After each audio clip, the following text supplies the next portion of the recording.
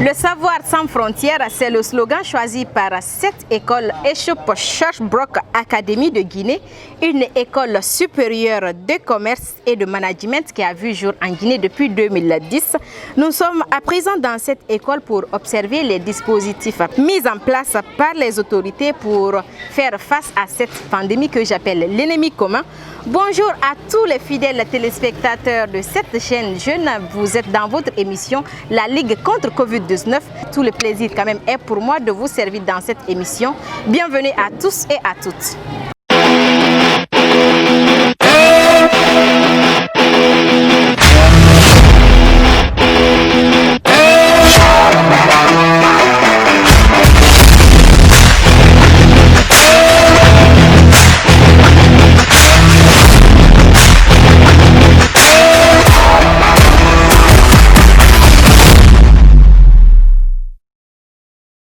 Voilà, aimables téléspectateurs de SAT TV, comme je le disais à l'entame, nous sommes à ESHOP Sherbrooke Academy de Guinée, une école de commerce et management en général, et nous sommes avec son administrateur et directeur général, à l'occurrence M. Bérété Mamoudou. Il est juriste de formation et gère quand même une école académique. Bonjour monsieur. Bonjour. J'espère que vous allez bien. Je vais très bien. Dieu merci. Vous pouvez nous prononcer le nom de votre école? Je vais vous aider un peu. C'est ESHOP Sherbrooke Academy Guinée. ESHOP Sherbrooke Academy Guinée. Oui. Ok. Alors j'espère que vous allez bien. Très bien, oui. Vous êtes dans l'émission La Ligue contre Covid-19, cette émission qui met en avant les efforts fournis par les acteurs de lutte contre cette pandémie.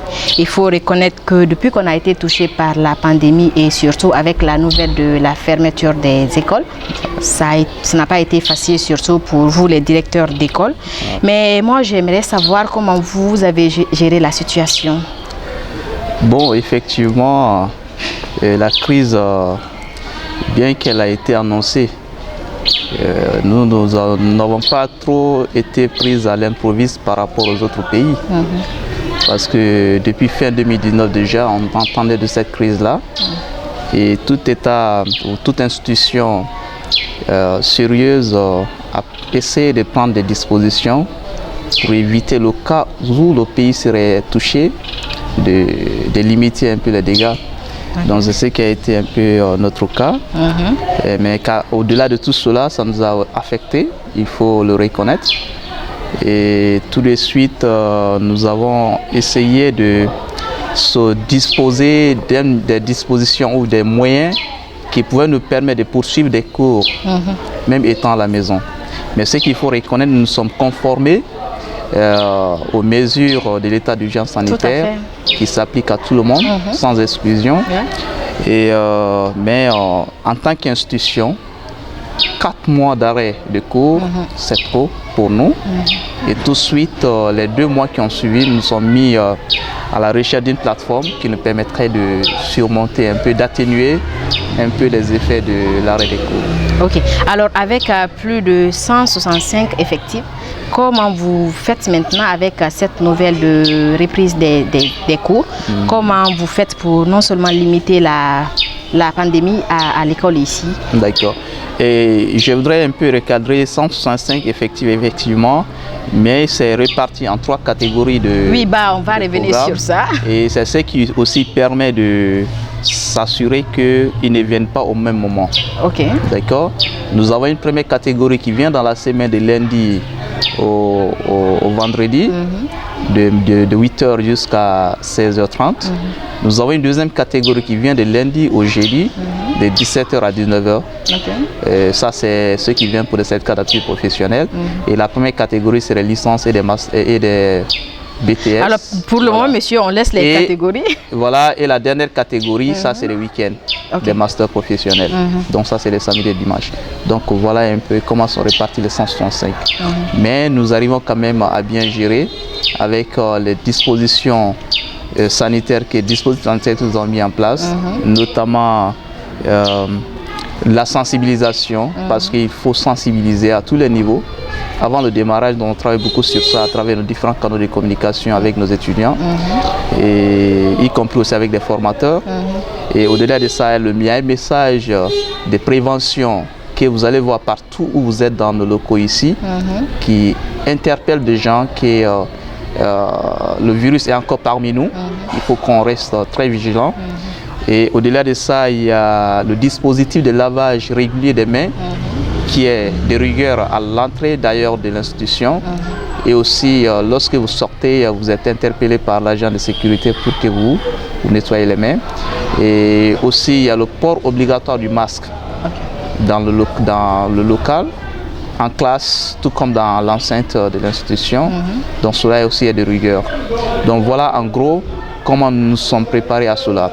Mais bien avant le démarrage des cours, nous avons amorcé une désinfection des locaux avant que les étudiants commencent les cours. Nous avons également un contrat de désinfection continue avec Tenkiso par exemple, qui intervient 2 fois par mois pendant que les étudiants sont là. Parce que vous n'êtes pas sans savoir que partout il y a regroupement de personnes, il y a risque d'exposition à la propagation de ce virus-là. Donc nous avons ces mesures-là qui nous permettent d'atténuer, de limiter un peu. Et maintenant, là, les élèves sont au nombre de combien par salle? Et le maximum chez nous, vous n'allez pas trouver plus de 24. Le maximum. Ça ne dépasse pas 24. Ok, en tant qu'école privée, il faut reconnaître qu'il y a eu des conséquences avec l'arrêt des écoles, non seulement sur vous, mais aussi sur les étudiants. Effectivement. Et ces conséquences sont d'ordre à la fois économique, mais aussi pédagogique. Et surtout pédagogique, parce que c'est ce qu'il faut mettre en avant. Et ceux qui se partagent et avec les étudiants et avec les formateurs et l'administration de façon générale. Et sur ce plan pédagogique, l'arrêt des cours, on a accusé déjà 4 mois de retard. 4 mois de retard qu'il faut récupérer en 2-3 mois à la rigueur. Donc cela n'est pas tout facile. Mais comment nous avons essayé de s'y prendre, c'est à travers d'abord nous sommes disposés d'une plateforme qui est le G Suite for Education. C'est une plateforme que Google qui donne la licence à certaines institutions d'enseignement, mais ce n'est accessible que par des privés. Des publics non. Et donc nous sommes battus à avoir la licence de cette plateforme. Et c'est cette plateforme qui nous a permis de commencer les cours à travers, avec nos formateurs, nos étudiants étant à la maison, en créant des espaces de cours en fonction de chaque matière et également en créant des comptes d'utilisateurs et pour les formateurs et pour les étudiants, d'accord, qui les ont permis d'échanger, de partager les contenus et l'administration aussi derrière avec le monitoring pendant tout le déroulement des cours. Donc voilà, cela nous a permis dans un premier temps d'atténuer un peu la crise sur le plan pédagogique avant le démarrage effectif des cours présentiels. Et mes téléspectateurs de SAT-TV, comme je disais, vous êtes dans votre émission La Ligue contre Covid-19, cette émission qui met en avant les efforts fournis par les acteurs de lutte. Et nous sommes avec M. Bérété Mamoudou, il est l'administrateur et directeur général de cette académie. Monsieur Mamoudou, Monsieur Bérété, en tenant compte du nom de l'école, est-ce que on étudie l'anglais ici? L'anglais est au cœur de tout ce que nous dispensons, tout comme aussi l'informatique de base est au cœur de tout ce que nous dispensons. Tous les étudiants au niveau BTS ou licence disposent déjà d'un ordinateur et ils ont des cours d'anglais durant tout le cursus, tout comme les cours d'informatique de base durant tout le cursus. Et c'est ce qui nous a facilité d'ailleurs le déploiement de la plateforme parce que nos étudiants disposaient déjà de l'ordinateur à la maison, donc ils n'avaient que se donner le minimum pour la connexion pour accéder à la plateforme. Et comment vous faites pour que les élèves puissent vraiment venir ici pour s'inscrire et étudier? Et vous savez, nous sommes une institution d'enseignement supérieur privée. Nous sommes comme toute entreprise qui travaille sur la qualité pour attirer la clientèle. Et c'est ça la réalité. Donc nous travaillons sur la qualité, nous travaillons sur la communication et c'est ce qui nous permet d'avoir cet effectif à ce niveau. Et maintenant, là, on ne souhaite pas, on ne veut plus entendre de cas suspects ni de cas confirmés. Mais si vous avez, par exemple, un tel cas, par exemple ici, avec les textes qui sont devant, comment vous allez faire? La réalité est que personne ne doit baisser la garde avec la reprise parce que la réalité est que le virus est parmi nous. Ça circule parmi nous. Partout où il y a regroupement de personnes, il y a risque d'exposition. Et le dispositif sanitaire que nous avons mis en place, ça nous permettra, même s'il y a un cas, ça nous permettra d'éviter que ce cas-là contamine d'autres personnes.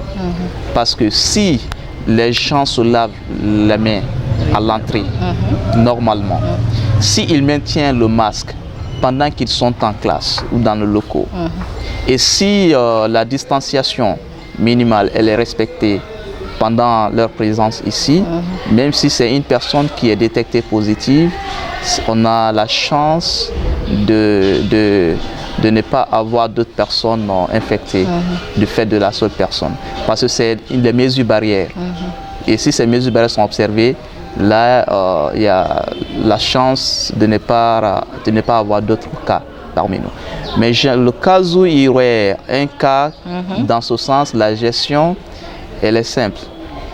C'est d'abord de s'assurer quelle est la classe et avoir une communication sincère, orientée avec la classe en question, avec cet effectif.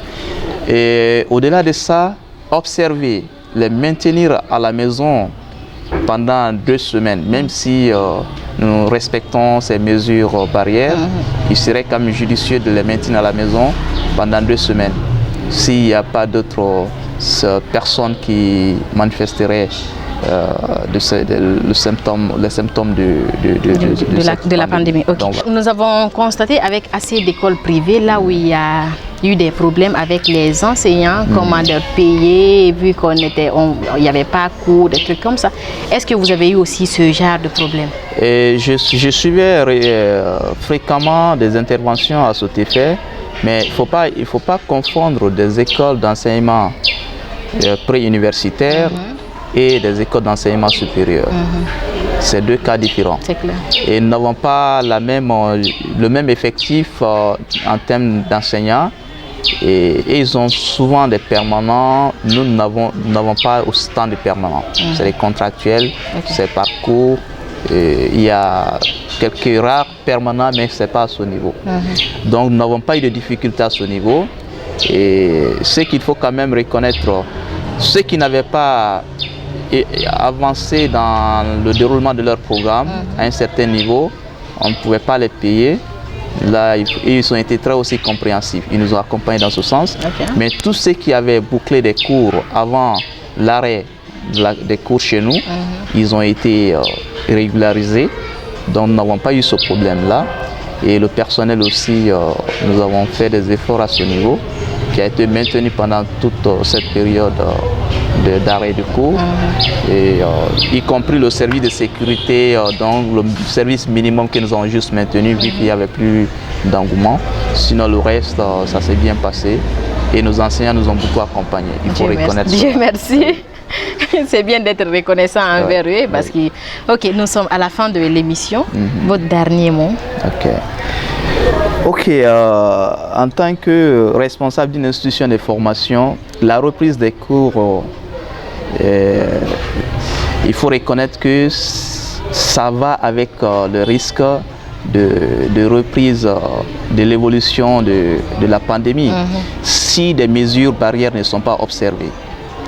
Et ce qu'il faut regretter aujourd'hui, nous donnons l'impression comme si la crise sanitaire est partie. Et c'est le contraire. Le virus est là.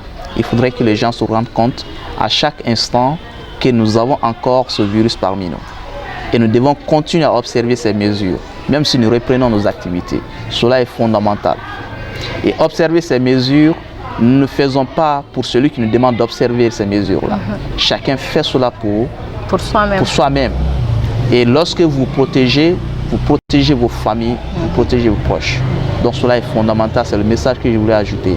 Et au-delà de ça, en tant qu'institution de formation, nous opérons dans l'enseignement supérieur. Et depuis 2010 jusqu'au jour d'aujourd'hui, nous avons beaucoup plus d'offres qui s'intéressent aux professionnels. Pour ceux qui veulent avoir d'autres formations pointues, en courte durée, tout comme en master. Donc nous avons ces programmes-là et avec les calendriers qui s'adaptent à leurs contraintes professionnelles. Parce qu'en Guinée, on avait souvent ce problème-là.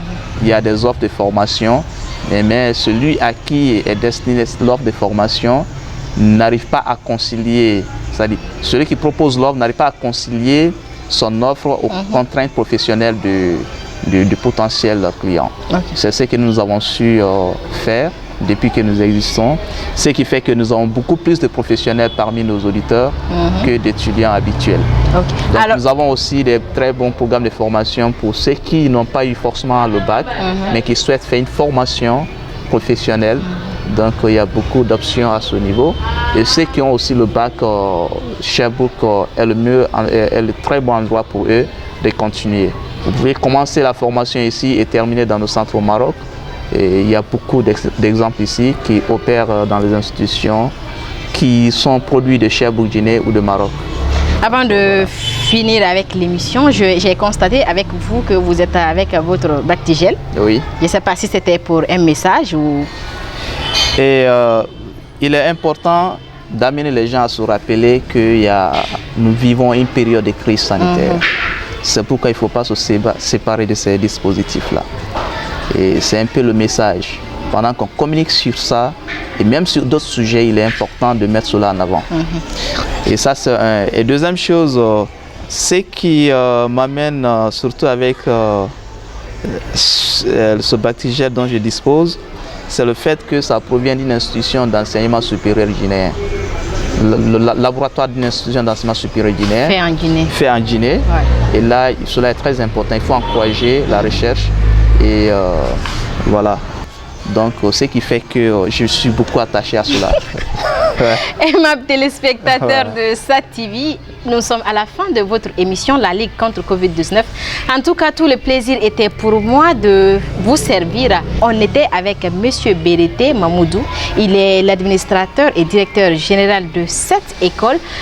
Merci à tous et à toutes de l'avoir suivi. On se reprend dans un autre numéro, mais en attendant, s'il vous plaît, respectons les gestes barrières. Lavons-nous régulièrement les mains. Sortons avec nos bavettes. Monsieur Bérété est déjà avec sa bavette. Respectons la distanciation. 1 mètre de distance.